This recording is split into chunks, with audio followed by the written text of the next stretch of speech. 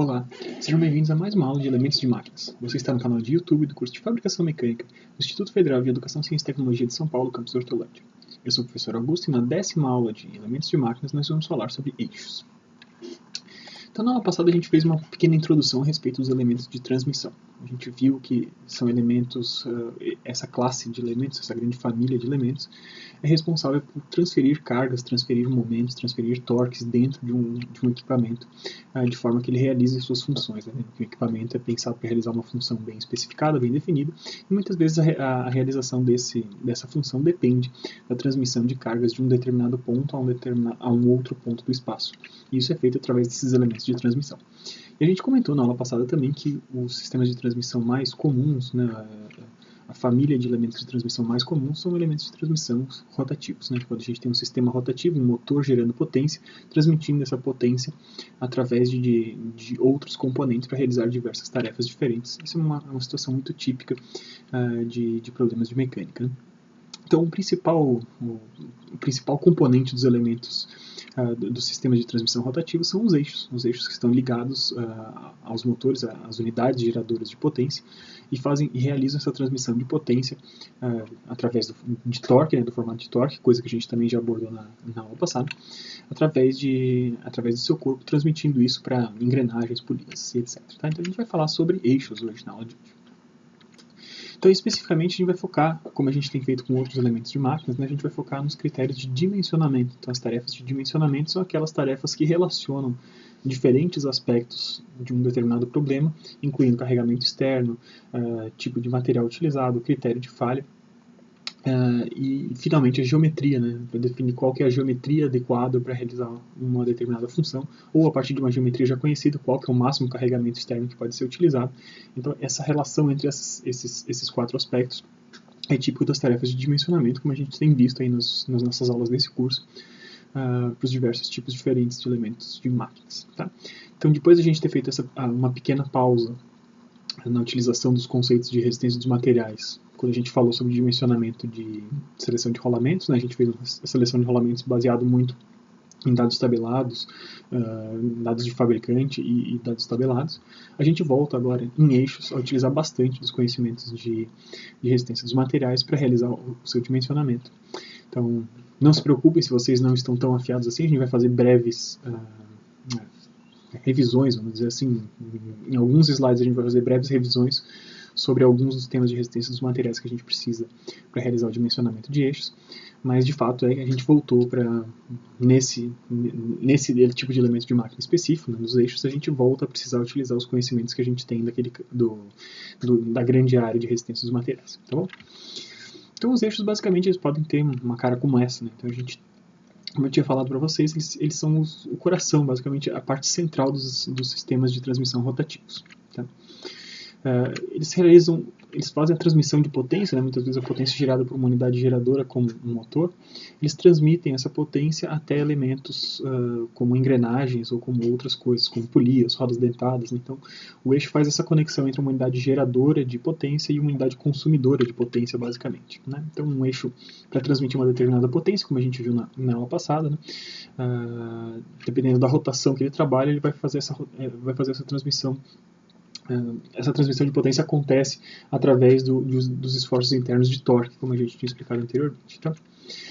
E as geometrias dos eixos podem ser muito variadas. Tá? Até vou me esconder aqui, vou mostrar para vocês. Então, um eixo ele pode ter diâmetros diferentes, ele pode ter seções cônicas. Né? Eu estou mostrando para vocês um eixo com seções cônicas para inserção de chavetas Woodruff, né? As chavetas semicirculares, né? Que a gente viu lá no começo do curso, quando a gente falou sobre chavetas. Então, para haver a inserção de uma chaveta como essa, a gente tem que ter uma seção cônica num eixo, então isso é muito comum. E além disso, a gente pode ter eixos com diâmetros diferentes ao longo do seu comprimento, né? Isso também é bastante comum. Então, as partes que são menos solicitadas do eixo são fabricadas com menos material, com diâmetro menor, e as partes mais solicitadas do eixo passam a ter diâmetros maiores para aguentar e para suportar essas cargas. Tá? Então, as geometrias são muito variadas, tem diversas formas diferentes que um eixo pode assumir, mas geralmente ele realiza essa função de transmissão de carga de um lado para o outro. Tá? Então, aqui mostrando para vocês, né, ainda formatos típicos, né, de eixo, né, o eixo de cima é um eixo normal, um eixo de transmissão normal, um eixo árvore normal. Tá? Os eixos que realizam essa transmissão de potência, muitas vezes eles são chamados por diversos autores de eixos árvore. Tá? Eu estou chamando todo mundo de eixo, mesmo eixos mais passivos, como a gente vai ver aqui, eu chamo eles também de eixo simplesmente. Tá? Então, eixos comuns, eixos de transmissão, seção constante, rasgos para chaveta, como vocês estão vendo aqui. Além disso, a gente tem eixos com diâmetros diferentes, como a gente tinha falado, né, diâmetro escalonado, diâmetros menores aqui na parte na parte menorzinha aqui, e na parte maior, onde provavelmente estão agindo as maiores cargas de torque, eu tenho um escalonamento entre esses diâmetros. Esse aqui é um formato típico de um eixo árvore de máquina-ferramenta, por exemplo. Tá? Então, máquinas-ferramentas tem um motor que gera potência e ele transfere torque para as ferramentas que realizam operações de corte em usinagem. Né? Isso aqui é um formato típico de um eixo árvore de máquina-ferramenta. Esse cara aqui é um eixo rotativo, né, de linhas férreas, né, então que ligam rodas dos trens, por exemplo. Posso ter um eixo como esse, tá? E dentro de um caminhão, por exemplo, às vezes eu tenho eixos que são mais passivos, né? Tenho rodas bobas, né, na ponta, a roda gira simplesmente livre, né, na ponta, mas daí, elas às vezes estão conectados por eixos não rotativos como esses aqui, que está representado aqui. E por último, um formato clássico de outro tipo de eixo, né, para vocês verem formatos diferentes que podem assumir o eixo. Isso aqui é um virabrequim, né, que é um componente muito importante de motores a combustão interna. Tá? Então, como vocês viram, né, os eixos podem assumir diversos formatos diferentes, têm funções diferentes, né, mas muitas delas estão relacionadas com essa função de transmitir potência de um lugar para o outro. Tá? Os eixos, basicamente, eles são suportados, né, são sustentados utilizando componentes que a gente já viu lá quando a gente estava estudando elementos de apoio. Né, a gente falou bastante sobre os mancais de deslizamento e mancais de rolamento. Né, a gente tinha falado, no popular, as buchas e os rolamentos, simplesmente. Então, o suporte de eixos, suporte de elementos rotativos, né, como eixos, é realizado por esse tipo de elemento. Tá? Então, aqui estou mostrando para vocês um eixo sendo sustentado por dois mancais de rolamento, do tipo pillow block, né, que você parafusa embaixo e o rolamento está ali no meio. Né. Dependendo de onde a gente tiver esses apoios do eixo, a gente vai chegar em condições diferentes de apoio, né, pensando já em resistência dos materiais, o tipo de apoio que está sendo envolvido. Então, muitas vezes eles podem ser eixos biapoiados. Tá? Então, nesse caso aqui que eu estou mostrando para vocês, né, os rolamentos estão aqui nas regiões achuradas, né, esse aqui é um rolamento, e aqui outro rolamento. Então, vocês veem que entre esses dois rolamentos eu tenho uma condição claramente de biapoiado, eu tenho um apoio no começo e no final. E daqui em diante, né, a gente tem mais um volante, ou uma polia que tá sustentada aqui na parte de fora desse eixo, e claramente esse cara aqui está em balanço, né? Então eu tenho a parte do eixo toda está aqui para dentro, e essa parte vai ter cargas aplicadas aqui, não tem nenhum outro rolamento sustentando esse eixo nessa ponta. Então, em um eixo, numa mesma montagem de eixo, a gente pode ter partes biapoiadas, partes em balanço. Então, várias das condições que a gente já viu, ou que espero que vocês já tenham visto quando estudaram resistência dos materiais, aparecem no suporte de eixos. Tá? Então, as reações que aparecem nesses apoios, nos rolamentos ou nos mancais de deslizamento, vai depender muito do tipo de rolamento do mancal que está sendo utilizado. Então, a gente viu que existiam famílias ali de rolamentos ou de mancais, que a gente tinha falado que eram mancais axiais ou mancais radiais. Então, quando as cargas eram radiais, eram cargas transversais ao eixo principal desse eixo mesmo, né? Então essas cargas transversais tinham que ser suportadas por mancais radiais, ou que pelo menos tivessem uma parcela de resistência radial oferecida. E quando a gente tinha cargas que estavam alinhadas com o próprio eixo do componente, eu precisava de mancais que tinham características axiais, e às vezes os mancais têm características mistas, né? Então, só lembrando aqui para vocês, né? Cargas axiais são cargas aí alinhadas com o próprio eixo, e cargas radiais são cargas transversais a esse eixo. E às vezes nos rolamentos, né, se eu tenho cargas combinadas, né, se esse eixo está carregado com forças tanto na direção axial quanto na direção radial, isso é um caso muito comum, tá? Então, quando você tem, por exemplo, montado num eixo uma engrenagem helicoidal, ela faz aparecer cargas tanto radiais quanto axiais, e na hora que eu tenho essas cargas combinadas, eu vou ter que ter rolamentos que vão me prover reações nas duas direções. Tá? Então, o que eu vou botar no lugar do apoio, na hora que eu preciso substituir esse apoio pelas forças que ele consegue realizar de sustentação sobre o meu eixo, Isso vai depender, então, do carregamento que está sendo aplicado sobre o eixo e do tipo de rolamento que eu estou utilizando, ou mancal de deslizamento que eu estou utilizando, se ele é axial, radial ou combinado. Tá? Então, seguindo aqui nosso estudo de eixos, né, é importante a gente falar um pouquinho também sobre os materiais que a gente pode utilizar para fabricar eixos. Tá? Então, geralmente os aços, né, são utilizados, aços de diferentes tipos são utilizados para a fabricação de eixos em contextos industriais, né? Claro, a gente pode ter equipamentos menores com baixas cargas que eu poderia utilizar poderia utilizar materiais menos resistentes do que o aço, né? Mas geralmente em contextos industriais o aço é o padrão para a fabricação de eixos. Quando a gente tem eixos que estão sujeitos a grandes solicitações, eles muitas vezes são utilizados aços com ligas, tá? Com níquel, com cromo, vanádio, molibdênio, tem diversas ligas diferentes que vocês podem utilizar. Não vou aqui entrar em detalhes, né? Mas às vezes vale a pena você investir num material um pouco mais caro, um material ligado, para que você obtenha maiores valores de resistência aos carregamentos que são aplicados a esse cara. Tá?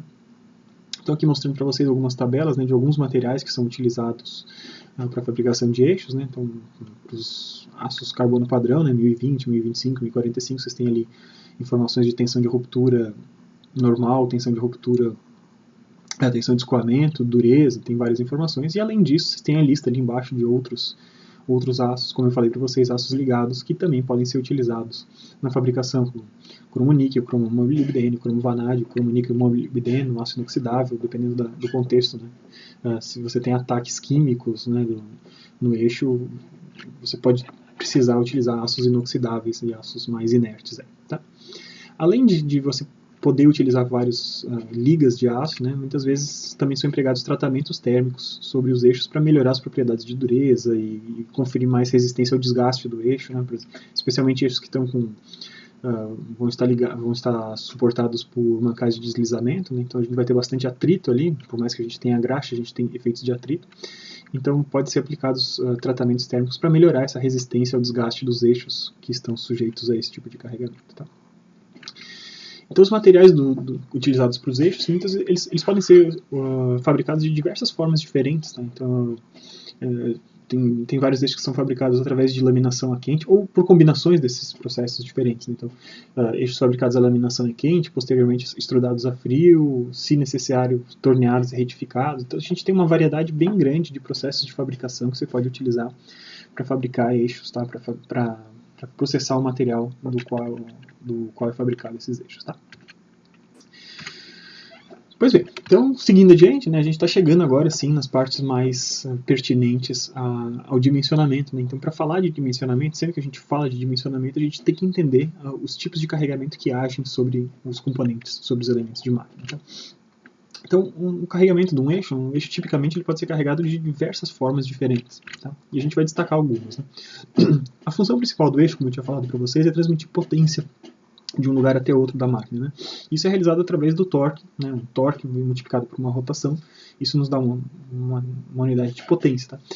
Então, se eu estou carregando esse eixo em torque, estou gerando rotação de um lado e existe uma certa resistência do outro elemento lá na frente a ser movido, né? Então eu tenho um torque, tenho efeitos de torção agindo dentro desse eixo. Né? Então, claramente, eu preciso caracterizar a torção dentro de um eixo para realizar seu dimensionamento. Além disso, né, esses elementos que estão lá na frente, tipo engrenagens, polias e tal, eles não recebem simplesmente esse torque puramente como torque, né? Então, uma engrenagem ela recebe torque ao passar esse torque adiante, né, para outra engrenagem que está engrenada nela, aparecem forças tangenciais e essas forças acabam carregando, né, acabam aparecendo como cargas transversais. Tá? Então, essas cargas transversais que são induzidas tanto por engrenagens, isso também é verdade para quando a gente tem polias, quando a gente tem rodas dentadas, né? Todos os elementos, basicamente, quase todos os elementos que a gente tem de transmissão de potência entre eixos, né, de um eixo para outro, por exemplo, eles vão induzir cargas transversais que vai carregar esse corpo em flexão. Então, o eixo que estava numa certa linha perfeitamente alinhado, ao ser carregado em flexão, né, ele tende a mudar mudar um pouco de curvatura. Tá? E quando a gente está falando então de carregamentos combinados, de torção e de flexão, né, pinta a principal dúvida, né, sobre como lidar com isso. Né? Então, quando a gente estuda em resistência dos materiais, muitas vezes a gente não mistura esses tipos de carga. A gente estuda dimensionamento em flexão separado de dimensionamento em torção. Quando a gente chega para dimensionar um eixo, na verdade o que está acontecendo são cargas combinadas. Eu tenho um carregamento combinado de torção e flexão num mesmo componente. E eles não são totalmente independentes, como a gente vai ver um pouquinho adiante. Tá? Então a gente precisa aprender a trabalhar com essas cargas combinadas. Então, além disso, tá, alguns eixos, como eu tinha falado para vocês, eles também têm cargas axiais, tá, cargas de tração ou de compressão. E a gente não vai tratar, na nossa aula de hoje, a gente não vai tratar sobre as cargas axiais. Tá? A gente vai se ocupar bastante dessa mistura entre torção e flexão, que é o principal método de dimensionamento de eixos. Tá? Se a gente ainda tivesse cargas axiais, eu poderia até mostrar para vocês, mas eu acho que fica um negócio complexo demais para esse nível de curso que a gente está fazendo. Tá? Então, os carregamentos que agem sobre os eixos são esses. Tá? Quando a gente vai fazer, então, o dimensionamento de eixos, então a gente tem que entender o que são os efeitos de flexão e de torção. Então, se vocês não estão tão afiados assim com os seus conhecimentos de resistência dos materiais, tá? Então eu vou mostrar agora para vocês, muito brevemente, né, em linhas bastante gerais, lembrar vocês o que são esses efeitos de flexão e de torção. Tá? Então a flexão aparece quando como eu tinha falado para vocês, quando a gente tem cargas aplicadas transversalmente ao eixo estrutural. Então tem um eixo estrutural, ao elemento estrutural. Então um eixo, por exemplo, ele tem uma linha que caracteriza, né, o eixo dele caracteriza uma certa direção, e cargas aplicadas transversalmente, então perpendiculares a esse eixo, vão provocar flexão. E o que é flexão? Flexão, aparece, né, no elemento quando a gente tem uma curvatura de uma linha neutra do elemento. Então você pode imaginar mais ou menos uma linha média, assim, né? Você pega o eixo, pega a direção de aplicação de carga, essa linha média de um eixo perfeitamente simétrico, né, vai ser uma linha que a gente chama de linha neutra, uma linha para a qual a gente não vai ter tensões de flexão. A flexão não vai provocar tensões naquele componente. Tá? Fora dessa linha neutra, para cima ou para baixo, dentro de uma mesma seção transversais, a gente vai ter tensões geradas por flexão. Tá? Então, esse perfil de tensões vai aparecer ao longo da seção transversal. Então a gente vai ter partes da seção transversal. Se eu pego um eixo e corto esse eixo e eu olho para essa seção transversal de frente, a gente vai ter partes dessa seção transversal que vão ter mais carga do que outras, mais solicitação do que outras. Num lado desse eixo a gente vai ter sempre tensões de tração, e no outro lado desse eixo a gente sempre vai ter tensões de compressão por conta dos efeitos de flexão, como a gente vai ver. Né? Então basicamente o caso é esse. Né? Vocês imaginem, então o eixo está ali inverte, tá? Ele está considerado aqui biapoiado, entre rolamentos estão sendo substituídos aqui por um rolete e um pino, só para a gente ter a condição de biapoiado clássica. Tá?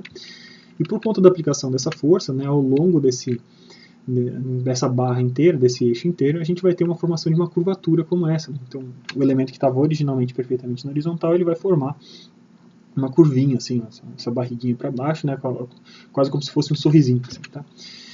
Isso aparece por conta da criação de cargas, a aplicação dessa carga externa F, né, ela gera esforços internos de momentos. Tá?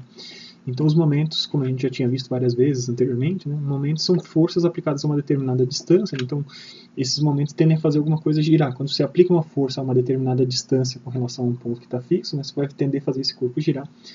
E os momentos internos, então, eles exibem essa tendência de rotação de diferentes seções. Tá? Então quanto maior for o momento interno aplicado, né, o momento interno que aparece em decorrência dessas cargas externas aplicadas, mais solicitado vai estar esse componente em flexão. Tá bom? Então, ao longo de toda essa barra, do jeito que ela está desenhada aqui, de todo esse eixo, do jeito que ela está desenhada, ele vai ter um momento nesse sentido. Tá? E a gente convencionou, né, muitos autores usam essa mesma convenção, de sempre que a gente tem essa curvatura, quase como um sorrisinho, assim, uma boquinha virada para cima, esses momentos são considerados momentos internos que têm um sinal positivo, e quando a gente tem, por outro lado, uma curva virada para baixo, a gente tem momentos internos de sinal negativo. Tá? Então são convenções de sinais, só para a gente lembrar um pouquinho disso. Tá? Pois bem, então quando a gente tem casos como esse, né, como é que a gente vai definir quanto que vale esses momentos internos? Né? Então, para tanto cargas de flexão como cargas normais e outros tipos de carga, né, o que nos resolve a nossa vida é utilizar o método das seções. Então, eu vou fazer o quê? Em determinado ponto, né, entre pontos de força concentrada, eu vou ter a força do apoio em A, a força aplicada em F, a força do apoio em B. E a gente vai encarar essas seções sempre entre pontos de força concentrada, a gente tem que fazer um corte. Então eu tenho 3 pontos de força concentrada, eu vou ter que fazer um corte entre os 2 primeiros e entre os 2 últimos. Tá? Então eu tenho 2 seções para resolver esse problema. Eu não vou resolver aqui esse problema em detalhes, tá? Mas basicamente o que a gente vai fazer? A gente vai cortar e a gente vai postular que essa seçãozinha pequena, cortada, ela também está parada no espaço, sustentada pelos esforços internos que a conectam com o restante da barra. Então eu corto um pequeno elemento, deleto o restante da barra, o restante do elemento estrutural, e o elemento que sobrou, se o corpo inteiro está em equilíbrio, aquele pequena parte do corpo também está em equilíbrio. Então permanecem as forças que estavam naquela seção, e todas as forças que estavam forças externas que estavam na outra seção que eu apaguei, a gente não faz elas aparecerem, mas esse cara vai estar em equilíbrio porque ele vai estar se comunicando com o restante da barra por conta dos esforços que aparecem nessa interseção, nessa parte onde você cortou, esse corte virtual que está sendo realizado. Tá? Então, só lembrando para vocês como é que funciona o método das seções. Então, ao utilizar o método das seções, a gente vai pegar, então, cortando ali naquele primeiro trecho, eu tenho a reação do ponto A na direção de Y, ela vai estar sendo suportada, então, por um momento interno. Tá? Então, é como se eu tivesse feito um corte aqui, cortei aqui em qualquer ponto entre o ponto A e o ponto de aplicação da força F, e estou considerando apenas a porção de material à esquerda do corte. Então, o que sobrou de forças externas? Eu tenho a reação no ponto A, em direção de Y, não está aparecendo nem a força aplicada embaixo, nem a reação no ponto B, mas esse carinha aqui, ele tem que estar parado no espaço, e ele só está parado no espaço porque através dele está fluindo uma reação de apoio, de momento no caso. Eu estou preocupado aqui, quando eu estou falando em flexão, estou preocupado em momentos, então estou desenhando apenas a reação de apoio de momento, a reação interna de momentos aqui, tá?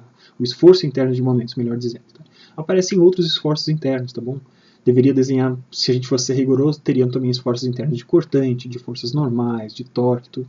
Mas eu estou só me preocupando aqui com os efeitos de flexão. Então, esses caras aqui têm que estar em equilíbrio, tá? E dependendo então do ponto onde eu realizei esse corte virtual, eu posso fazer esse corte virtual o mais próximo possível desse ponto A, ou o mais distante possível desse ponto A antes de chegar no ponto F. Sempre a gente tem que fazer o corte entre os pontos de força concentrada e nunca sobre um ponto de força concentrada.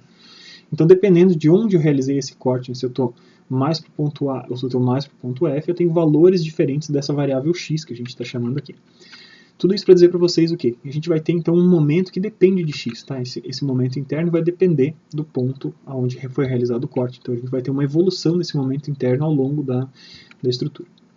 Então isso foi o corte que eu realizei para resolver essa primeira seção, a seção entre ponto A e ponto F, e eu vou fazer a mesma coisa, fazer um corte aqui entre o ponto B e o ponto F. Então, cortando esse cara aqui, eu poderia escolher de novo o lado esquerdo, onde apareceria RAY e F, mas eu também posso escolher o outro lado da barra, onde eu tenho menos forças, tenho apenas a reação de BY, que é o que eu estou mostrando aqui para vocês. Fazendo o corte na seção entre F e B, eu posso escolher o lado direito do corte, e mais uma vez, então, isso vai estar equilibrado por conta de aparecimento de um momento interno. Tá? E agora, então, se eu fiz essa escolha, é natural que eu escolha um X meio que apontando na direção contrária. Então, isso tudo está explicado mais em detalhes. Se vocês tiverem necessidade de estudar isso mais em detalhes, está explicado lá na nossa série de vídeos sobre resistência dos materiais. Tá? Então, vocês podem ver na construção de diagramas de momentos internos. Mas isso aqui é só para vocês relembrarem, reavivarem a memória. Muitos de vocês provavelmente já fizeram a disciplina de resistência dos materiais. Tá? Então, fazendo essas duas coisas, ao fazer essas contas todas, a gente vai chegar aqui a conclusão de que o gráfico de momentos internos para um caso como esse, ele tem mais ou menos a cara como essa. Tá? Então, um caso biapoiado, com uma força entre essas duas forças, a gente tem uma distribuição triangular aqui. Então, ele vai subindo e descendo aqui, ele forma um triângulo. E o momento máximo que aparece é o momento no ponto de aplicação de força. E ele tem esse valor aqui. Se eu estou a uma distância A, a força está aplicada a uma distância A desse primeiro apoio e a uma distância B do segundo apoio, o momento máximo ele vai ter esse valor. É um formato padrão, uma resolução básica que pode ser utilizada no formato básico dela, assim, substituindo valores específicos para A e B. Tá? Então ela vai fazer A vezes B vezes F dividido por A mais B. Tá? Pois bem, então com o momento máximo o que a gente faz? Lembre-se, assim como forças não são coisas absolutas, quanta força é muita força, não quer dizer grandes coisas, porque uma grande quantidade de força pode não resultar grandes esforços no material se eu tiver bastante material para suportar aquela força. Da mesma forma com momentos, tá? Quanto momento é muito momento, isso não quer dizer grandes coisas, eu preciso saber propriedades da minha estrutura, propriedades geométricas da minha estrutura, para saber o quanto que ela aguenta esse momento ou não. Tudo isso que eu estou falando para vocês, então, está refletido então nessa equação, que é a equação de tensões de flexão. Então, as tensões geradas por um determinado momento interno são dadas pela seguinte fórmula. Então, o momento que está sendo aplicado naquela seção, vezes a distância que você tem entre a linha neutra e o ponto que você está considerando. Então, se eu pego uma seção transversal circular, quanto mais próximo da linha neutra, linha média, eu estou, menos tensões eu tenho, né? Na linha neutra eu tenho zero de tensões mesmo, porque essa distância y vai ser zero. E à medida que eu estou me afastando, eu estou chegando cada vez mais para cima nessa seção ou mais para baixo nessa seção, a gente vai aumentando esse valor de y, né? Até que para uma seção circular, né, o máximo valor de y vai ser o raio dessa seção. Tá? Então, esse momento vezes essa distância da linha neutra, y, dividido por uma propriedade de área muito importante, que é o I, que é o momento de inércia de área. Tá? Então, isso reflete a resistência que uma determinada seção transversal exibe a ser rotacionada ao redor do seu eixo neutro. Tá? Quanto mais material eu tenho mais distante da minha linha neutra, mais difícil é eu rotacionar. Então, vocês estão vendo que está dividindo aqui, né, nessa fórmula da tensão. Então, quanto maiores forem os valores de momento de inércia de área, menores serão as tensões provocadas. Então, eu tenho o mesmo nível de momento aplicado numa seção transversal que tem um I muito grande, isso pode gerar tensões super pequenininhas. Se aquele mesmo nível de momento fosse aplicado num outro tipo de seção transversal, com propriedades geométricas diferentes, que tivesse um I muito menor, isso poderia levar, inclusive, a falhas. Né? Então, de novo, né, quanto momento é muito momento, isso não é representativo. Representativo é você comparar quanto momento está sendo aplicado com essa propriedade, né, da resistência que uma seção transversal tem a rotacionar ao redor do seu centro. Tá? Então isso aqui é um brevíssimo resumo, né, sei lá, não sei se cheguei a falar 10 minutos, acho que não, sobre flexão. Então a gente vai aplicar esses conceitos, né? A gente vai utilizar o método das seções para descobrir quanto valem os momentos. A partir do instante que a gente descobriu qual que é o momento máximo que está agindo sobre uma seção, essa vai ser a nossa área de análise, né? A gente vai pegar a parte da estrutura que tem o maior valor de momento, isso que a gente chama de seção crítica, a seção que define se essa estrutura inteira falha ou não. E nessa seção crítica, então, a gente vai calcular qual que é a tensão máxima que age sobre essa seção. Tensão máxima de flexão agindo sobre essa seção. Esse valor que a gente vai comparar com o nosso critério de falha dentro das nossas tarefas de dimensionamento. Tá? Então, pois bem, fizemos aí nossa pequena revisão de flexão, vamos também agora fazer uma pequena revisão de torção. Tá? Então, a torção aparece quando a gente está aplicando torques. Né? Torques também são momentos, tá? São momentos torsores. Eu faço a distinção entre os momentos, que eu chamo apenas de momentos, são os momentos fletores, aqueles que provocam flexão na barra, né? Então, uma barra que estava perfeitamente na horizontal, depois de sofrer flexão, ela forma uma barriguinha, né? Um sorrisinho para baixo, ou uma carinha triste. Tá? E os torques já são coisas diferentes. Né? Então, torques são tendências a rotacionar esse ambiente ao redor do próprio eixo. Então, eu tenho um eixo que está aqui, estou inclinando ele levemente para a gente enxergar. Na hora que eu aplico um torque, ele está sendo rotacionado, está sendo levado a girar ao redor desse próprio eixo central. Tá? Então, quando eu estou tentando fazer um eixo girar e tem alguém que está tentando resistir um pouco isso, né? Então imagina, o motor está tentando girar um eixo, só que tem uma engrenagem ali que tem alguma coisa conectada nela, está resistindo um pouquinho. Então o que eu estou fazendo, eu estou torcendo um pouco esse elemento. Tá? Então, aplicação de torques, está representado aqui, eu tenho um eixo em verde, eu estou aplicando um torque, que está representado por essas setinhas duplas aqui, tá? Uma seta curva, você pode utilizar, ou equivalentemente essa setinha com duas pontas ali. Na hora que eu aplico isso sobre um determinado elemento, alguma coisa que não estava carregada, né? Se eu pegasse sobre o eixo e desenhasse um quadriculadinho, assim, perfeitamente quadrado, né? Um elemento que era perfeitamente quadrado, depois da aplicação de cargas ele fica distorcido. Tá? Então ele mantém o mesmo comprimento, eu não estou mudando o comprimento dele. Só que agora eu estou distorcendo, eu estou mudando esses ângulos aqui, os ângulos internos, né? Ele virou um paralelogramo. Tá? E na hora que isso está acontecendo, isso é um reflexo, isso é uma representação muito clara que o que aparece quando a gente está solicitando alguma coisa em torção, são efeitos de cisalhamento. Tá? Quando a gente estava falando de flexão, como eu falei anteriormente, né, até vou voltar ali para mostrar para vocês, devia ter explorado mais isso. Né? Quando a gente tem um momento nesse sentido, aqui, um momento positivo, como eu falei para vocês, fica muito claro aqui para vocês, espero que fique bem claro para vocês, que a parte de cima, né, tudo que está acima dessa linha neutra que está marcada em branco, está sendo comprimido e a parte de baixo está sendo tracionada. Se eu tivesse um momento negativo, né, com a carinha virada para baixo, a situação era oposta. Né? A parte de cima estaria sendo tracionada e a parte de baixo comprimida. Tá? Então está muito claro, né, que quando a gente tem esforços de flexão, como a gente está curvando alguma coisa que era reta, a gente tem alguma parte desse corpo que está reduzindo o seu comprimento um pouquinho e outra parte desse corpo que está aumentando o seu comprimento um pouquinho. Então essas pequenas porções de materiais estão claramente solicitadas em tração ou compressão quando a gente está falando em flexão. Ora, quando a gente está em torção, como eu estava mostrando para vocês, a gente não tem variações de comprimento. A gente tem variações de formato, a gente tem distorções, tem geração de ângulos internos. Tá? E quando a gente tem geração de ângulos internos, a gente tem esforços diferentes, esforços de cisalhamento. Tá?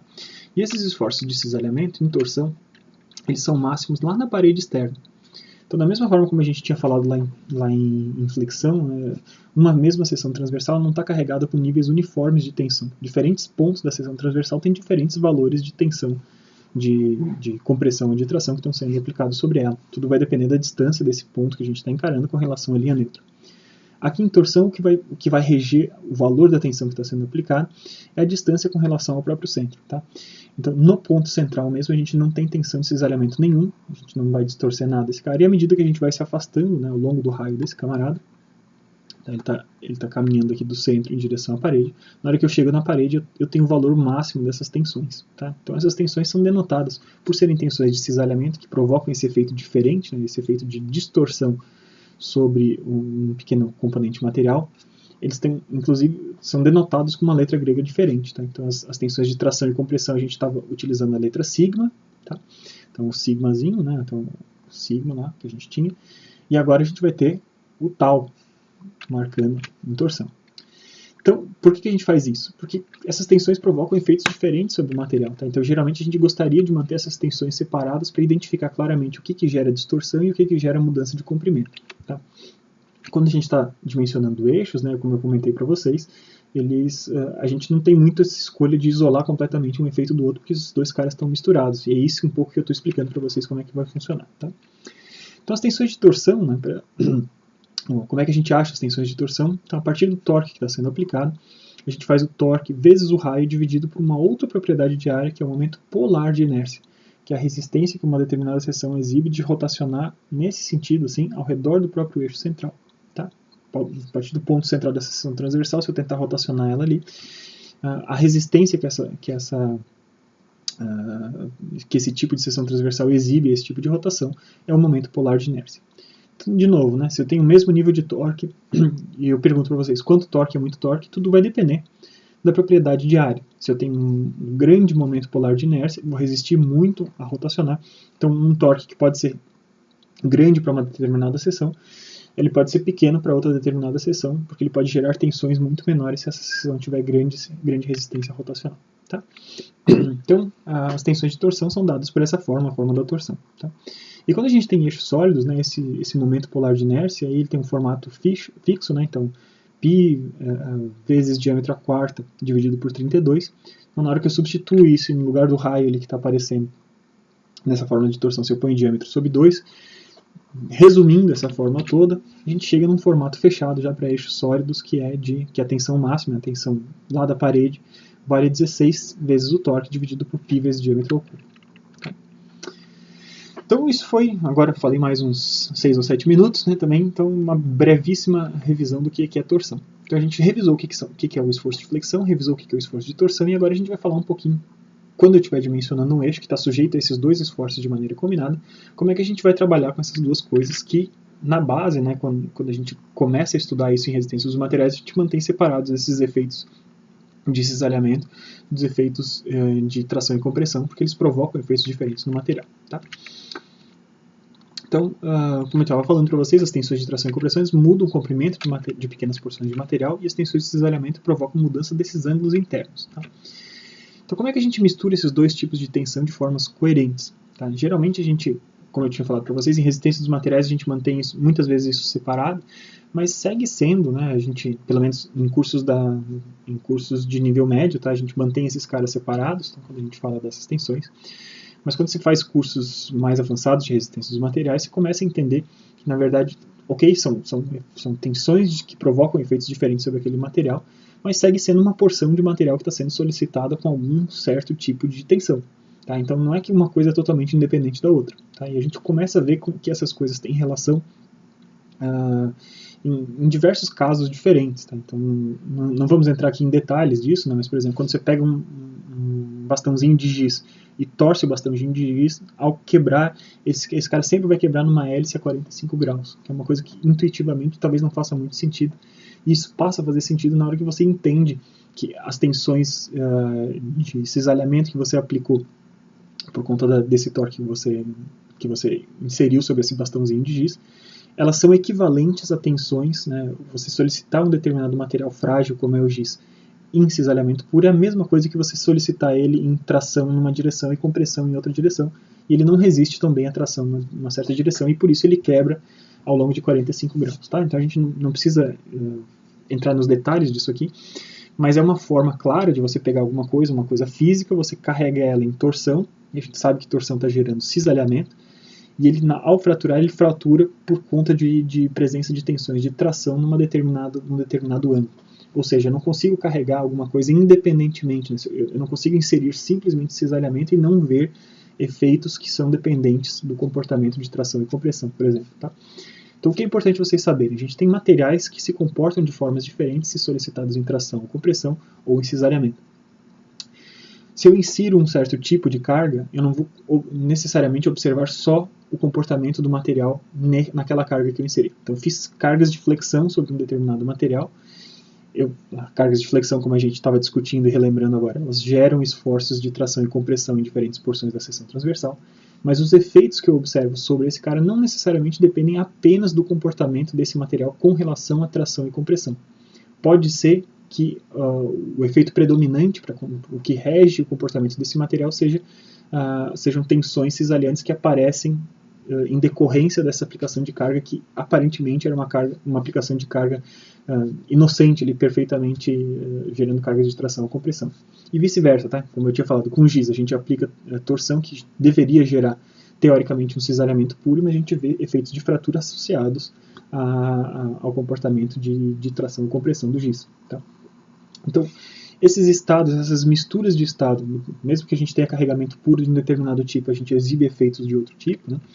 Isso a gente vai trabalhar de forma coerente através de conceitos que a gente chama de cargas ou tensões equivalentes. Tá? Então, vou calcular uma carga equivalente, uma carga combinada. Tem um pouquinho de torção, um pouquinho de momento, e a gente vai, então, calcular uma carga combinada, e essa carga combinada vai nos dar subsídios para calcular tensões equivalentes. Então, a gente vai tentar transformar, né? Eu sei que eu tenho efeitos diferentes, efeitos de tração e efeitos de cisalhamento, e a gente sabe que um influencia no outro, então eu não posso carregar só em tração sem considerar o comportamento do material em cisalhamento, e eu não posso fazer nem vice-versa. E na hora que eu carrego esses caras tanto em tração quanto em cisalhamento, que é o caso de eixo, né, tração e compressão, né? Sempre que eu falo tração, lembre-se que compressão é praticamente a mesma coisa. Então, quando eu tenho um elemento como um eixo que está carregado em tração e em torção, a gente vai ter que misturar esses caras de maneira coerente. Tá? Então, o carregamento resultante sobre uma determinada porção de material leva um pouco de consideração do que está acontecendo de um dos casos e de outro. Tá? Então, a gente vai trabalhar então com esse conceito de cargas e tensões equivalentes. É necessário que a gente trabalhe com esses conceitos de cargas e tensões equivalentes para dimensionar um eixo de maneira adequada. Tá? Então é importante vocês saberem que existem diversas teorias que embasam essas determinações de estados equivalentes. Tá? Então a gente não vai entrar aqui nos detalhes disso, são conhecimentos mais relacionados à área de resistência dos materiais, e mesmo assim só em nível superior, né? Não é a nossa intenção aqui no nível técnico a gente entrar nesse nível de aprofundamento. Tá? Mas é importante vocês saberem que existem diversas teorias por trás que estão relacionadas à energia de deformação, a medidas de tensão, as maiores medidas de tensão equivalentes que existem. Tá? Então a gente não vai entrar em detalhes de onde que essas coisas estão vindo nesse momento, tá? Mas a gente vai apresentar aqui para vocês dois caminhos possíveis, que eles vêm basicamente do mesmo lugar, tá? De uma dessas teorias. E o que eu vou mostrar para vocês então é que a gente pode caminhar para dimensionar eixos, tanto pelo momento fletor equivalente, quanto por um torque equivalente. Tá? Eu já vou explicar o que quer dizer. Na ideia central por esses dois caras, né, é você achar um valor corrigido. Né? Se eu tenho momento e eu tenho torque aplicado, eu vou misturar esses caras de uma forma adequada, dependendo da teoria que eu escolher. Né? Então, para essa teoria que eu vou mostrar para vocês, a gente vai misturar esses dois caras de uma determinada forma, e a gente pode tanto escolher ter um valor corrigido de momento fletor, quanto um valor corrigido de torque correspondente a essa combinação desses efeitos. E uma vez que eu tenho esses valores equivalentes, tanto de momento fletor quanto de torque, eu posso voltar para as minhas fórmulas básicas, super simples, lá que a gente tinha visto anteriormente, e aplicar diretamente naquelas fórmulas para fazer as tarefas que eu preciso de dimensionamento. Tá? Então, o que eu estou mostrando para vocês aqui é uma figurinha, tá, que vem desse carinha ali que está indicado aqui na minha testa. Tá? Então, o que eu estou mostrando para vocês é que uma determinada seção transversal, que esteja carregada em torção e flexão, a gente vai ter essas tensões agindo juntas. Né? A gente vai ter tensões de momento, devidas ao momento fletor, então tensão de tração ou de compressão, Então está aqui aparecendo, né, alinhada com esse eixo aqui. E paralelo a esse eixo, né, desculpa, a 90 graus dessa tensão, está aparecendo as tensões de cisalhamento devidas à torção, por conta desse momento torsor que está aplicado.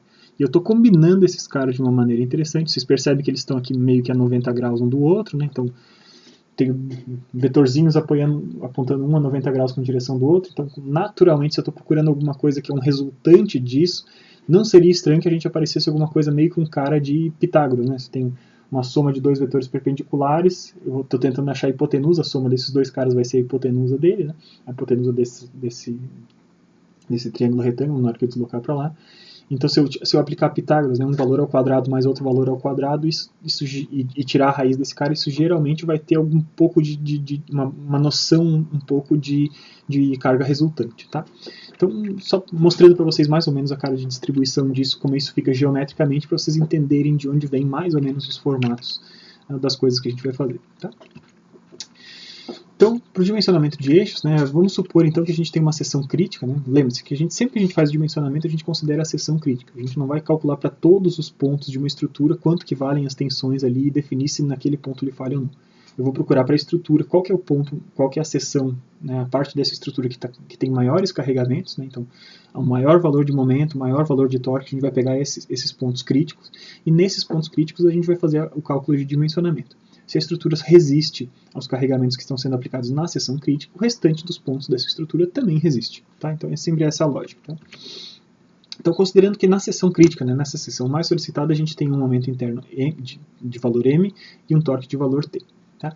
E se a gente considerar agora, só para simplificar um pouco as nossas formas, que a gente sempre tenha eixos que sejam de seção circular sólida. Tá? Por que eu digo isso? Que a gente tem vários eixos que podem ter seções vazadas. Eu posso usar tubos na função de eixos. Tá? Então, se eu tivesse um tubo, a gente teria formatos levemente diferentes para essas equações, né, para a gente mostrar aqui alguma coisa mais enxuta e mais econômica, né, mais fácil de vocês verem aí na telinha de vocês enquanto estão assistindo minha aula. Vamos considerar apenas as seções circulares sólidas. Tá? Então, considerando uma seção circular sólida, a gente vai calcular um momento fletor equivalente. Então, lembre-se, eu tenho tanto momento m quanto um torque t aplicado. Se eu quiser caminhar pelo lado do momento equivalente, eu vou fazer a seguinte conta. O momento equivalente vai ser 1/2 do valor do momento que está aplicado, mais momento ao quadrado, mais torque ao quadrado. É a raiz desse cara inteiro. Então lembre-se, isso aqui tem cara muito de alguma coisa de Pitágoras, né? Tá? E daí, por conta das teorias que estão sendo aplicadas, a gente tem que somar um momento com aquela resultante meio com cara de Pitágoras e fazer isso dividido por 2, e com isso a gente acha um momento fletor equivalente. O que eu faço com esse momento fletor equivalente? Olha, eu posso voltar lá na minha fórmula de tensão devido à flexão. Então, lembre-se que a minha tensão de flexão era o momento vezes a distância entre o ponto na seção transversal e a linha neutra, e dividido pelo momento de inércia diária. Tá? Então, a tensão equivalente máxima, a tensão normal equivalente máxima, vai ser esse momento equivalente que a gente pegou, vezes essa distância dividido pelo i. Então, e essa distância vai ser maior quando a gente estiver numa seção circular sólida, a gente vai estar ao raio, né, o diâmetro sobre 2. Tá? Então, substituindo todos esses caras com a fórmula do i, a gente tem uma fórmula fechada, então, para a seção circular sólida, que a tensão equivalente de flexão máxima vale 32 vezes esse momento equivalente dividido por π vezes diâmetro ao cubo. Tá? Muitas vezes, quando a gente está em tarefas de dimensionamento, o que a gente quer é o seguinte: a gente já tem o valor do momento que está aplicado, a gente sabe que um determinado material não possa exceder um nível de tensão, e eu quero descobrir qual que é o diâmetro que eu preciso. Né? Então, quando a gente quer fazer esse tipo de tarefa clássica aí de dimensionamento, de determinar qual é a dimensão, qual é o diâmetro necessário para cumprir esses requisitos, né? Basicamente o que eu preciso fazer é isolar o diâmetro nessa fórmula aqui. Então, eu passo ele multiplicando para o outro lado, passo a tensão dividindo e tiro a raiz cúbica. Então, o diâmetro mínimo necessário para um determinado eixo suportar uma carga de momento equivalente é esse aqui. Eu tenho raiz cúbica de 32 vezes o momento equivalente dividido por π vezes a tensão admissível em tração. Tá? Então, o material vai ter a sua tensão admissível em tração. Para ele suportar essa tensão admissível em tração, eu faço esse caminho, eu pego a componente de torque e a componente de momento e acho um valor equivalente, e com esse valor equivalente eu posso jogar aqui nessa fórmula e achar qual que é o diâmetro mínimo para que a gente não exceda essas tensões de tração. Tá bom? Então esse é um caminho. Tá? Então, os materiais eles vão ter tanto tensões admissíveis em tração quanto em cisalhamento. Tá? Então, se o critério crítico para a gente for a tensão, dependendo do tipo de problema, isso pode acontecer. Para o mesmo material, pode ser, para alguns casos, o caso crítico ser ele falhar por tensão de tração, e por outros casos, ele falhar por tensão de cisalhamento. Tá? Então, se no nosso caso for a falha por tensão de tração, a questão crítica, a gente pode utilizar essa fórmula aqui e descobrir qual que é o diâmetro mínimo para que esse eixo aguente. Tá? Então, seguindo agora. De novo, suponha que a gente está no mesmo caso, tá? A gente está na seção crítica, a gente tem um momento interno M e o torque T, considerando uma seção circular sólida, agora eu quero caminhar pelo outro lado, quero caminhar pelo torque. Então, eu fingi que, quando a gente vê os exercícios vai ficar mais claro, né? Eu fingi que, na verdade, essa combinação de momento e torque resultava num momento equivalente no slide anterior, e agora eu estou fazendo o contrário, eu estou falando, eu tenho momento e tenho torque, mas eu quero saber o que seria a solicitação equivalente se eu só tivesse torque? Qual que teria que ser o valor de torque para que esse elemento estivesse tão solicitado quanto ele está, sendo que ele está solicitado com o momento M e o torque T. Então o torque equivalente tem um formato um pouquinho diferente, e esse sim é simplesmente o Pitágorazinho lá que a gente tinha visto, né, que é o momento ao quadrado, mais o torque ao quadrado, tudo isso tirando a raiz. Tá? Então esse é o torque equivalente. E uma vez que eu tenho o torque equivalente, eu posso voltar lá na minha equação da torção, e substituir. Né? Então, minha tensão de cisalhamento equivalente máxima vai ser esse torque equivalente vezes o raio dividido pelo momento polar de inércia, substituindo essas fórmulas diferentes, né? O raio por diâmetro sobre 2 e a fórmula fechada do momento polar de inércia por uma seção circular sólida, a gente chega nesse formato fechado. Então, a tensão equivalente máxima vai ser 16 vezes o torque equivalente dividido por π vezes o diâmetro ao cubo. Então pode ser também, de novo, né, da mesma forma que eu falei para flexão, pode ser que eu esteja interessado em descobrir qual que é o diâmetro necessário para eu suportar essas cargas de torque equivalente sem exceder um valor admissível aqui de tensão de cisalhamento. Tá? Então, novamente, o que eu preciso fazer é isolar aquele diâmetro nessa forma, passo ele multiplicando, divido as tensões, e eu chego nesse formato fechado. Né? Então, se o caso crítico para o meu problema forem as tensões de cisalhamento, a minha tensão admissível de cisalhamento é o caso crítico para a gente, eu estou mais próximo das tensões de cisalhamento do que das tensões de tração. O meu diâmetro mínimo vai ser dado, então, por raiz cúbica de 16 vezes o torque equivalente dividido por π vezes tensão admissível. Tá? Então, bom, vamos ver como é que isso funciona na prática. Tá? Eu vou mostrar dois exemplos para vocês, um exemplo mais direto e outro exemplo mais trabalhado. Tá? Eu sei que a gente já está com bastante tempo aqui de aula, mas eu vou fazer tudo nesse mesmo vídeo, que assim fica mais fácil de vocês voltarem no mesmo vídeo e verem de onde que eu estou tirando as equações. Tá? Então vamos lá, nesse primeiro exemplo, vamos considerar então que eu já conheço, né, eu identifiquei pelos meus métodos lá que a minha seção crítica de um eixo circular sólido está carregado com um momento interno, um momento fletor interno de 230 Nm e transmitindo um torque de 90 Nm naquela seção. Tá? Então nessa letra A eu estou perguntando para vocês determinarem quais que são as máximas tensões equivalentes normais e cisalhantes para um diâmetro de 40 mm. Tá? Então vou aplicar diretamente, tá, as fórmulas que eu tinha. Momento equivalente. Momento equivalente vai ser 1 meio de momento mais raiz quadrada de momento ao quadrado mais torque ao quadrado. Tá? Então, substituir esses caras todos, né, como vocês estão vendo aqui, 1 meio de 230 mais 230 ao quadrado, 90 ao quadrado, tudo isso tirado da raiz, a gente chega à conclusão, então, que o momento equivalente vale 238,5. Então, observe o que aconteceu. Né? Agora, numericamente, fica mais fácil da gente enxergar. Se eu tivesse considerado apenas o momento que estava aplicado, eu teria feito a minha conta com 230 Nm. Só que eu também estou transmitindo um torque. Então, na verdade, é como se essa seção, apesar de ela estar solicitada em momento apenas por 230 Nm, é como para eu chegar no mesmo nível de solicitação em termos de tensão interna desse cara, por conta dos efeitos do torque combinados, eu tenho que considerar alguma coisa 230, um pouquinho maior, né? 238,5 Nm. Então, eu uso esse valor aqui para realizar o dimensionamento, tá bom? Então, pego esse valor de 238,5 Nm e jogo na minha fórmula de tensão. Tá? Então lembre-se, sempre que isso vai entrar na fórmula de tensão, tudo que está em Nm tem que ser convertido para Nm, para a gente deixar tudo em newtons e milímetros, e essa tensão já sai diretamente em megapascals. Tá? Então eu botei 32 vezes 238,5 Nm, são 238.500 Nm, dividido por π vezes o diâmetro de 40 mm ao cubo, e a gente chega à conclusão então que a tensão equivalente máxima é de 37,96 megapascals. Tá bom? Então, o que está acontecendo equivalentemente, né, por essa carga combinada de momento e de torque, o que está acontecendo sobre a seção é como se eu tivesse uma tensão, né, no ponto mais solicitado dessa estrutura, é como se eu tivesse uma tensão normal aplicada de 37,96 megapascals. Tá? Vamos fazer a mesma coisa que a gente fez agora com o momento, agora com torque. Tá? Então o torque equivalente é simplesmente raiz quadrada de momento ao quadrado mais torque ao quadrado, jogo os valores todos e eu descubro então que o torque equivalente é de 247 Nm. Então observe, né, se a gente tivesse feito o dimensionamento do eixo considerando apenas o valor do torque que ele está transmitindo, eu levaria em conta 90 Nm.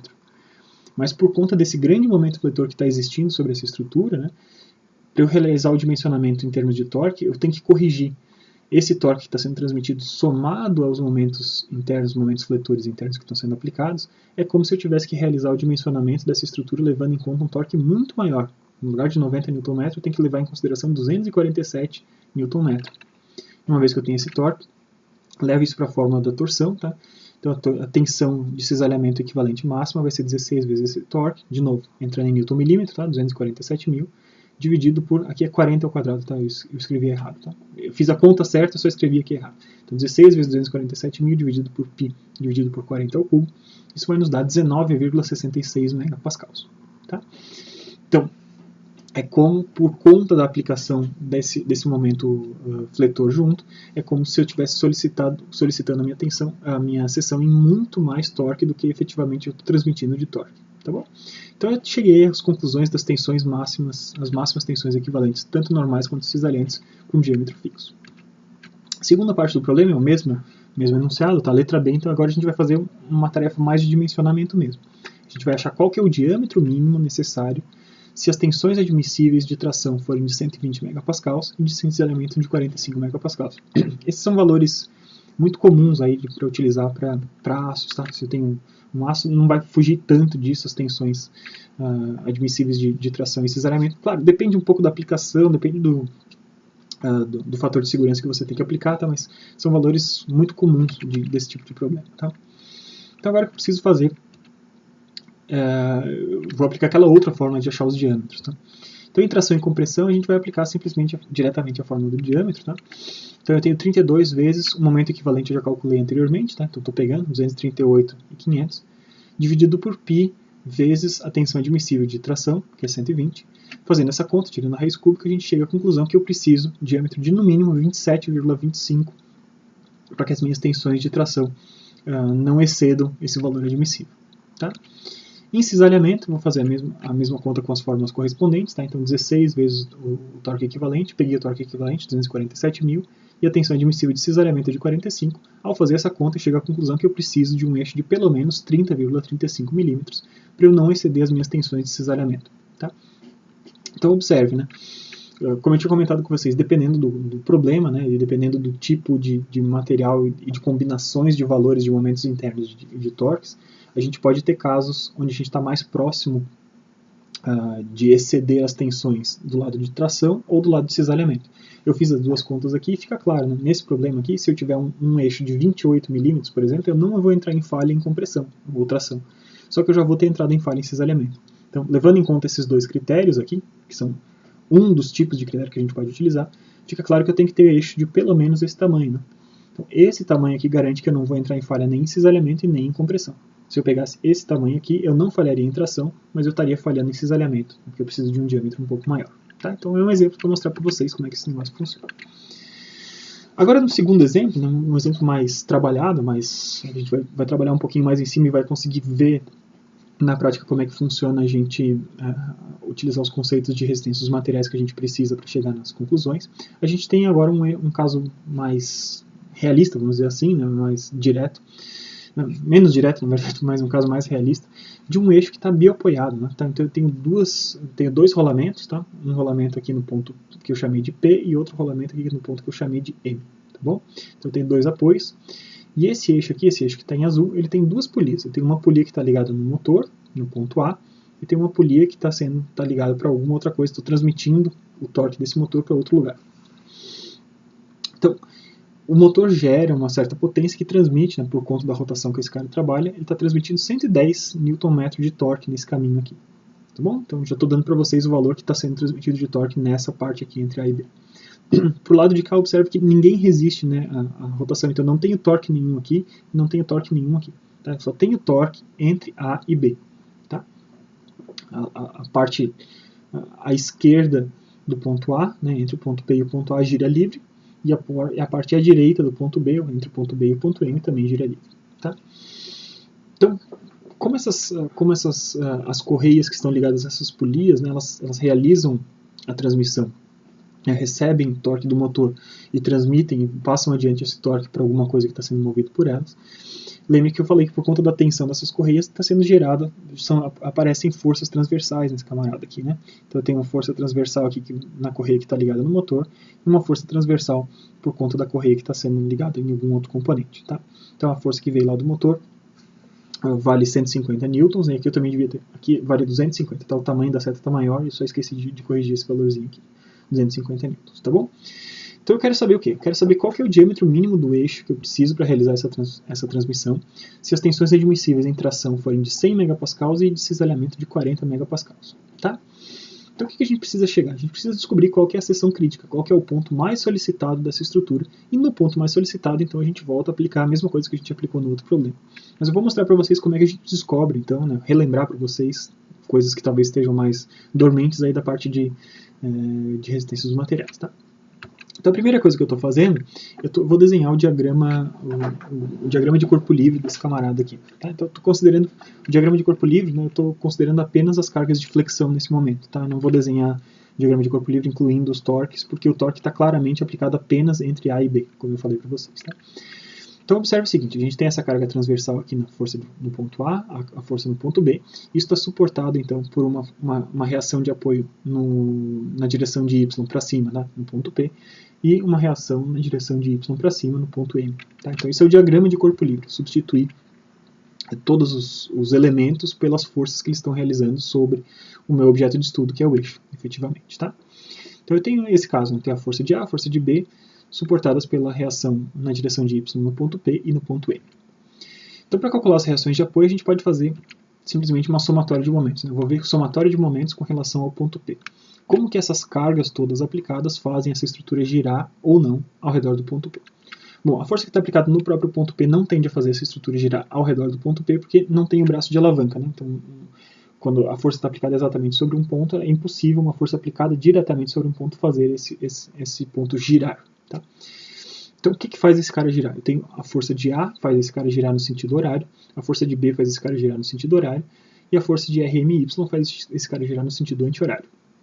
Pela nossa convenção de sinais, girar no sentido horário negativo, girar no sentido anti-horário positivo, e eu tenho que, cada uma dessas forças eu tenho que multiplicar pelas distâncias. Né? Então, a distância entre o ponto P e o ponto A eu vou chamar de RPA, a distância entre o ponto P e o ponto B eu vou chamar de RPB, e a distância entre o ponto P e o ponto M eu vou chamar de RPM. Tá? Então, os momentos, o equilíbrio de momentos, não sei se esse eixo está parado no espaço, né? O equilíbrio de momentos diz que esse cara tem que valer zero. Então, eu conheço quanto vale FA, conheço quanto vale em todas as distâncias. Ao fazer essa conta, eu descubro quanto é que vale RMY. Tá? Vocês fazendo a conta, substituindo todos os valores, vocês vão chegar à conclusão que RMY vale 244,44444 newtons. Tá? E agora eu preciso descobrir então quanto é que vale RPY. Eu posso fazer de diversas formas diferentes. Eu poderia fazer uma somatória de momentos com relação ao ponto M, mas eu posso também fazer simplesmente a somatória de forças. Né? Se esse eixo aqui está parado no espaço, ele não pode estar nem subindo nem descendo. Então todas as forças que estão aplicadas na direção vertical somadas têm que se anular. Tudo que está para baixo está negativo, então eu tenho menos FA menos FB, e tudo que está para cima é positivo. Mais RPY e mais RMY. Tá bom? RMY eu já descobri o nome, eu já descobri o valor, vale 244. Ao fazer essa conta, então eu descubro quanto é que vale RPY, que era só quem faltava. E eu descubro então que RPY vale 155,5 newtons, né? 55555 newtons. Então agora eu tenho as reações de apoio. De posse das reações de apoio, né, eu posso passar a fazer o método das seções. O método das seções a gente vai empregar sempre para descobrir quanto é que valem as reações internas. Né? E lembre-se que eu estou preocupado aqui nesse momento com as reações internas de momento interno, tá? As reações de flexão. Tá? Então, na seção entre o ponto P e o ponto A, aquela primeira seção ali, tá? Tem duas forças concentradas, uma no ponto P e uma no ponto A, então entre essas duas eu tenho que realizar um corte. Então, entre essas seções, eu vou realizar esse corte aqui, e então o corte vai ser, eu vou pegar o lado esquerdo do corte, tá? Vai ficar aparecendo então a força externa de RPY, tudo que está à direita do corte eu deleto, tá? E esse pedacinho de material vai ficar parado no espaço, porque aparece um momento interno nessa direção. E eu realizei esse corte em uma distância x. Tá? Então, a distância x0 é sobre o ponto P, e esse x vai aumentando até um valor máximo, né? Quando x vale 300 milímetros, eu estou exatamente sobre o ponto A. Tá? Então, x vai de 0, né, não incluindo 0, até 300, não incluindo 300. Então, imediatamente depois de 0 e imediatamente antes de 300, qualquer valor disso está dentro dessa seção. Então, para esse toquinho de material aqui, eu vou escrever as equações de equilíbrio, né, especificamente a equação de equilíbrio com relação à rotação. Então, somatório de momentos com relação a esse ponto onde eu cortei, ponto de corte. Então, quem que faz essa estrutura girar ao redor do ponto de corte? Tá? Eu vou ter tanto esse momento interno, né, um momento faz uma estrutura girar, quanto essa força de RPY multiplicada pelo braço de alavanca de X. Levando em consideração os métodos, as convenções de sinais, a gente tem isso da seguinte forma, né? MI está desenhado no sentido anti-horário, positivo, e o RPY tenderia a fazer essa estrutura girar no sentido horário ao redor desse ponto de corte X. Tá? Então, negativo. Então, a gente chega numa conclusão, a gente vai chegar numa equação para MI. MI vai valer RPY vezes X, com X valendo desde 0 até 300. Tá? Em seguida, eu vou pegar a seção final, tá? Vou pegar a seção entre B e M. E agora eu vou fazer o seguinte corte, tá? Eu vou fazer um corte entre o B e o M, e eu vou pegar agora o lado direito desse corte, que é o lado onde eu tenho menos forças, vou fazer menos esforço para escrever esse cara, tá? Então esse cara está sendo sustentado, né? Esse toquinho de material está sendo sustentado mais uma vez por um momento interno, né? A gente desenha ele nesse sentido, né? Conforme a nossa convenção. E agora o que eu estou propondo para vocês é que esse X, né, ele não precisa valer sempre da esquerda para a direita, eu posso valer ele da direita para a esquerda. Então, isso é apenas uma referência do ponto onde eu estou, tá? Então, para esse caso, então, quando o X vale 0, eu vou estar exatamente sobre o ponto M da extremidade, e o X vai aumentando até 200, e quando eu chegar, então, X igual a 200, eu vou estar lá no ponto B, tá? Então, fazendo de novo, escrevendo essa somatória de momentos com relação a esse ponto de corte, ponto X aqui, a gente vai chegar a essa conclusão, né? O MI agora está desenhado na direção horária, por isso vai parecer negativo. Ele está contrabalanceando esse RMY vezes o braço de alavanca X. Tá? Então a gente tem de novo uma equação para o momento interno. O momento interno nessa seção vale RMY vezes X, com X valendo 0 lá na extremidade final e X valendo 200 aqui quando ele está no B. Tá? E finalmente eu tenho que fazer alguma coisa para uma seção entre um corte na seção entre o ponto A e o ponto B. Tá? Então vou cortar aqui entre essas forças A e B, e eu posso escolher, né? Tanto faz, né? Eu escolher o ponto A ou o ponto B. Nos dois casos eu vou ter a mesma quantidade de forças para calcular. Tá? Então é importante vocês verem que eu escolhi ali o lado esquerdo, tá? E para essa seção aqui eu sempre gosto de fazer assim, tá? O começo da seção é quando x vale 0. Então o meu x começa a valer em cima do ponto A, eu vou aumentando esse valor de x à medida que eu estou me aproximando do ponto B. Quando eu estiver no ponto B eu vou estar em 400, então x vale de 0 até 400. Então, se eu tiver que escrever então, a equação de equilíbrio de momentos com relação a esse ponto de corte, eu escrevo o seguinte, né? Somatório de momentos com relação àquele ponto de corte x é a seguinte, eu tenho um momento interno, que está desenhado no sentido anti-horário, MI, que está contrabalanceado pela força RPY, que tende a fazer esse cara girar no sentido horário, então menos RPY, e qual que é o braço de alavanca? Ele vai valer x, né, o pontinho de corte, mais essa distância que é fixa, né, entre o ponto A e o ponto P, que vale 300 milímetros. Tá? Então, vezes x mais 300, tá? Tudo isso dentro de parênteses, e mais, né, de novo no sentido anti-horário, mais FA vezes x. Então eu tenho equações que definem como que evoluem os momentos ao longo de todo esse caminho. Tá? Então eu vou pegar essas equações e substituir esses valores lá de x no começo e no final, e vou transpor isso para uma equação, para um diagrama ao longo de todo o comprimento da barra. Tá? Então ao fazer isso, vocês vão reparar o seguinte, tá? Na primeira seção, entre o ponto P e o ponto A, a gente tem essa reta subindo aqui, né? Começa aqui embaixo e chega até aqui em cima. Do ponto M até o ponto B, a gente tem essa reta subindo aqui, e entre esses dois tem uma outra reta. Ao fazer as contas, vocês vão achar os valores desses caras todos, e vocês vão descobrir, então, que o ponto mais solicitado em momento, tá? dessa estrutura toda, é esse ponto aqui, o ponto B. E nesse ponto B a gente chega à conclusão que o momento, né, ao fazer as contas, a gente chega à conclusão que o momento vale 48.888 Nm. Tá bom? Então beleza, então eu já sei agora qual que é a seção crítica da minha estrutura. Né? Eu estava fazendo todas essas contas para descobrir qual que é a seção crítica, qual era o ponto onde eu tinha da estrutura, né, a seção da estrutura que estava solicitada mais momento. Então o máximo de momento que eu tenho está nesse ponto B aí. Lembra que nesse ponto B, ele também está fazendo a transferência de torque. Né? Eu tenho torque entre o ponto A e o ponto B, então esse ponto também está solicitado em torque. Né? O torque entre A e B, em qualquer ponto entre A e B, que está sendo transmitido, vai ser um torque de 110 Nm. Tá? Então tem as informações que eu preciso para fazer as contas. Né? Eu tenho o momento máximo e eu tenho o torque entre esses pontos. Tá? Então basta eu fazer agora as equações que eu tinha feito antes, utilizar de momento fletor equivalente. Tá? Então se eu for para o momento fletor equivalente, eu vou fazer 1 meio vezes momento mais raiz quadrada de momento ao quadrado mais torque ao quadrado. Substituindo os valores de todo mundo, né, eu deixei agora todo mundo em Newton metro, tá? Só para ficar mais curtinho aqui a minha equação. Tá? Então 48,888, botei 48,9 para os momentos fletores, que é o momento máximo que eu achei no ponto B. Então 1 meio de 48,9 mais raiz quadrada de 48,9 ao quadrado mais 110 ao quadrado. A gente chega à conclusão, então, que o momento fletor equivalente é de 84,64 Nm. Mais uma vez, observe, né? Se eu tivesse levado em conta apenas o motor, o momento fletor mesmo que está aplicado na estrutura, eu estaria fazendo os dimensionamentos levando em conta 48,9 Nm. Por conta dos efeitos de torque, né, isso é equivalente a essa combinação desses dois efeitos que são, em si, isoladamente diferentes, né? Como eu estou agindo sobre a mesma porção de material, isso vai acontecer, seria o equivalente a ter um momento fletor muito maior, de 84,64, tá? Quase o dobro de momento fletor. Então, levando em conta as tensões normais, eu vou utilizar esse momento fletor equivalente e aplico naquela minha formulazinha básica, né? Aqui, de novo, né? Sempre que você entra nessa fórmula aqui, envolveu tensões, você deixa tudo em Newton milímetro, tá? Então, os 84,64 viraram 84.640, 32 vezes 84.640, dividido por π vezes 100, tudo isso raiz cúbica, a gente chega à conclusão que eu preciso de um diâmetro mínimo de 20,5 milímetros, para que a gente não entre em falha em tensões normais, tá?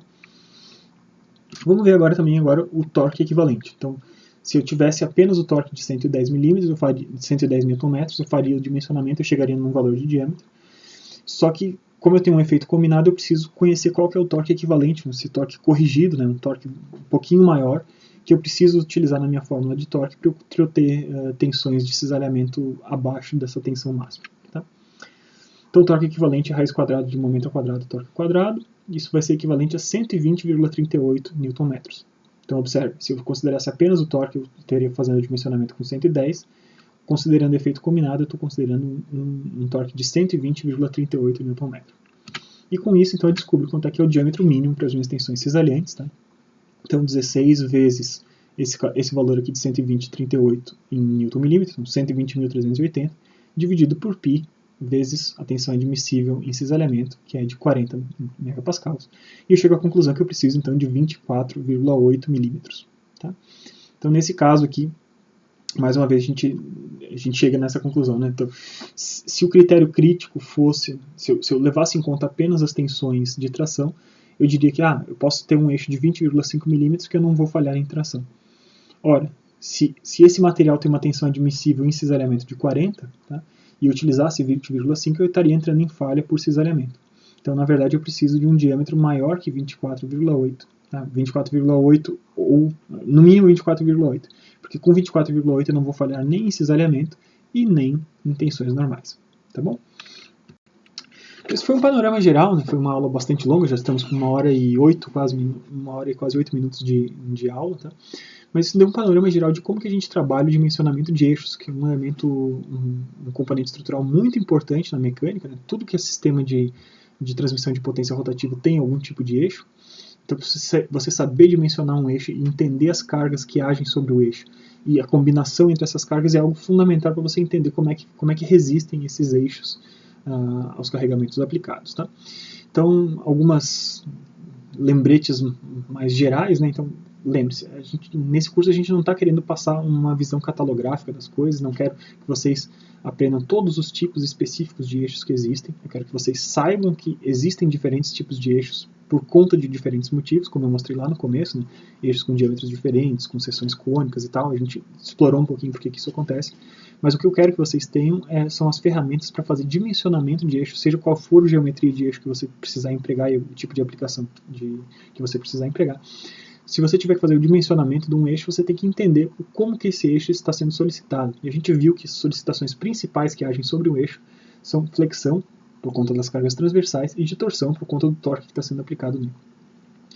Geralmente o torque, isoladamente, ele geraria tensões de cisalhamento, que geram distorções do material, enquanto que as tensões de flexão gerariam tração ou compressão, coisas que mudam o comprimento desse material. Tá? Muitas vezes em resistência dos materiais a gente mantém esses caras separados, né, mas imagine, é a mesma porção de material que está sendo tanto mudado o seu comprimento quanto distorcido. Então a gente não pode levar em conta efeitos isolados de um e de outro. O que a gente precisa é achar, se a gente deseja utilizar as fórmulas que a gente já tem disponíveis, a gente tem que achar estados equivalentes.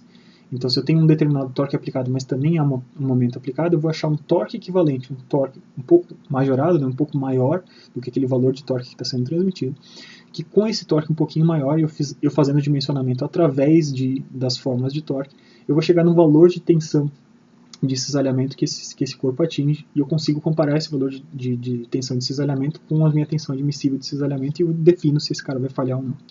Da mesma forma, eu posso fazer esse caminho através de momentos, né? Então, se eu só tivesse um momento fletor aplicado, eu poderia comparar as tensões que estão sendo geradas por aquele momento com a tensão admissível. Só que como eu também estou aplicando torque, eu tenho que achar um estado equivalente de momento para fazer a comparação correta dessas tensões que estão sendo atingidas por esse material. Tá? Por isso, estados equivalentes, estados que pesam um pouquinho essas combinações de cargas diferentes que estão sendo aplicadas. Então, eu sugiro a vocês que pratiquem esses conhecimentos que a gente aplicou na aula de hoje, né? Estudem bem, tirem suas dúvidas, né? Deixem suas perguntas aqui nos comentários do vídeo ou nos fóruns da disciplina no Moodle, e ponham a mão na massa, né? E façam exercícios para treinar se vocês entenderem efetivamente esse tipo de dimensionamento em torso-flexão, né? Na mistura entre torção e flexão, que muito possivelmente é a primeira vez que vocês veem dimensionamento com cargas diferentes, cargas combinadas de naturezas diferentes, tá bom? Então espero que vocês tenham gostado desse vídeo. O vídeo ficou bastante longo, mas acho que ele ficou todo autocontido, isso é bacana, né? Nesse mesmo vídeo, então você consegue voltar desde as definições iniciais até a revisão que a gente fez de flexão e de torção, até os dimensionamentos finais que a gente chegou a mostrar, tá? Então, e muito em breve então, a gente volta com a apresentação de outros elementos de transmissão. A gente vai seguir com os elementos de transmissão rotativos, né? A partir de agora a gente vai falar sobre as coisas que a gente conecta no eixo. Então, a gente sabe que o eixo, a gente sabe como é que a gente trabalha para dimensionar um eixo que vai transmitir um determinado nível de potência, de torque e tal. E esse eixo vai transmitir esse torque através de outros elementos de máquinas, como polias, correntes, engrenagens, diversas coisas diferentes. Então a gente vai começar a estudar esses outros elementos, né? A gente vai falar de engrenagens, vai falar de polias, vai falar de correntes, tá? Então, muito em breve, então, a gente volta com mais aulas de elementos de máquinas, gente. Muito obrigado pela atenção de vocês e até logo. Valeu!